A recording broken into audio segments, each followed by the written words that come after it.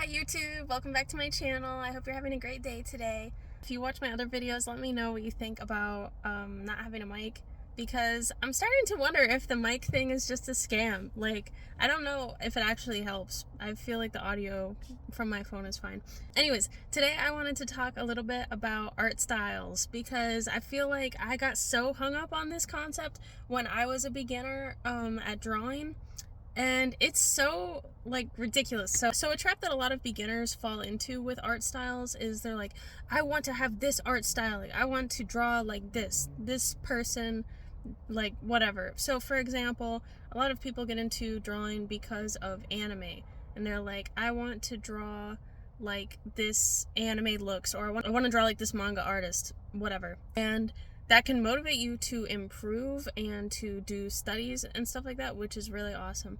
But my message today is that that is so unimportant, and it's just weird that we get so worked up with our identity as an artist and like how other people see us. And this still happens to me today, where I see art that like touches me, like my soul, and I'm like, wow, like that's how I want other people to perceive me, and that's how I want my art to be seen.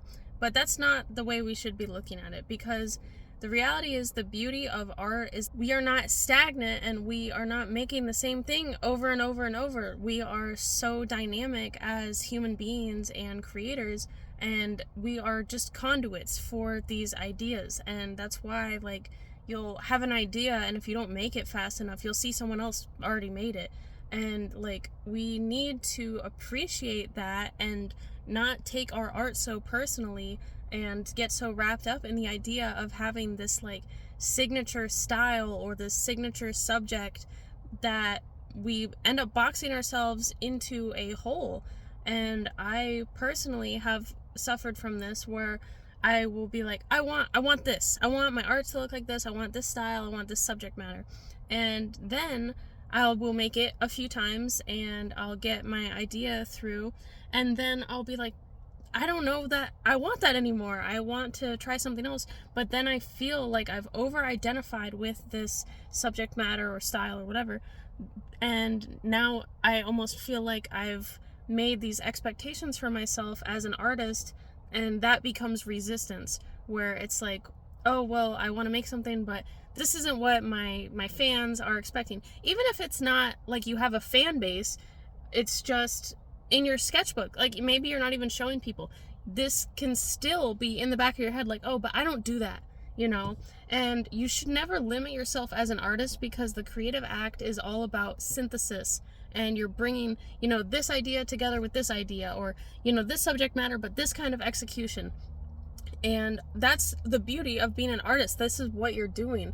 But we get so like hung up on our identity, and will this make me look cool, or will this be consistent with my image? And you just have to let that go. You have to let that go. When you let that go, you will become a better artist, because then you will be actually free to synthesize things and make things. Maybe your tone, this is something that I also struggle with. I want the tone of my art to be like cool and mysterious and edgy, but then sometimes I'll get an idea that's just like silly, like maybe it's a meme, you know, and I don't want to feel like I'm compromising anything, or I'm not being like this persona because I'm making something silly, you know. It's something that a lot of people struggle with, so I'm just reminding you today, do not feel obligated to continue a past identity, especially with your art. You can, every single piece you make is an opportunity to be a new artist and have a new form of self-expression and synthesis with your creativity. And that's the amazing thing about being an artist. Like, you are constantly, like, you have the ability to create something new. And just don't get so hung up on the brand, especially if you are a beginner, because you can't know what you want your brand to be if you haven't organically gotten to that point. So you should, if you like an art style or whatever, copy that artist. Like, don't try and sell it as your own, but copy people and copy all these different people that you like, because that will help form your taste. But never feel like you have to be stuck in this one art style, because that's when we really become stagnant. So yeah, just wanted to come on and give this little reminder to do something, and do it outside of your comfort zone if you want to, or do something that's completely different from every other kind of art that you've made, whatever it may be. Like, give yourself that permission, because that will help you be more connected to your intuition, more connected to better ideas, and it will help you refine this style for yourself anyways in the long term, if you are able to follow this intuition and your tastes and these ideas like so honestly and genuinely, without boxing yourself in or feeling like you're this person,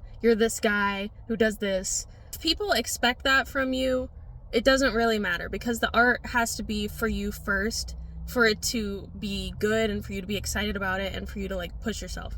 So yeah, I hope everyone's having a great day. Go try something new with your art and with your life. All right, bye guys, see you tomorrow.